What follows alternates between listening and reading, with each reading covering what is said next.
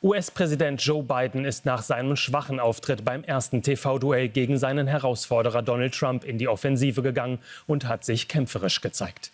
Er würde nicht wieder antreten, wenn er nicht mit ganzem Herzen und ganzer Seele glauben würde, dass er diesen Job machen könne, sagte Biden bei einem Wahlkampfauftritt in North Carolina. Er hatte sich bei dem Schlagabtausch mit Trump regelmäßig verhaspelt, sprach undeutlich, leise und mit rauer Stimme. Ex-Präsident Trump nutzte das für sich aus. Unterdessen werden innerhalb der Demokraten Forderungen nach einem alternativen Kandidaten für die Präsidentenwahl lauter. Unser US-Korrespondent und Leiter des Studio Washingtons Michael Wüllenweber mit einer Einschätzung.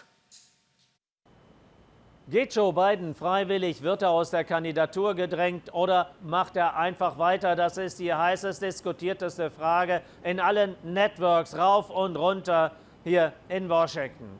Findet sich jemand, der ins Weiße Haus geht und ihm sagt, Joe, it's over, du musst einen anderen lassen? Oder vielleicht eine Gruppe um Barack Obama, Nancy Pelosi, Chuck Schumer, die dann gemeinsam den Job des Brutus machen müssen? Das wird von vielen Kommentatoren zumindest hier bezweifelt. Aber wer könnte es machen, wenn es dann am Ende doch so ist? Kamala Harris, die Vizepräsidentin, liegt mit 43:46 hinter Donald Trump in den Umfragen und hat in den vergangenen Jahren als Vizepräsidentin auch viel Kritik einstecken müssen. Nicht unbedingt eine Empfehlung.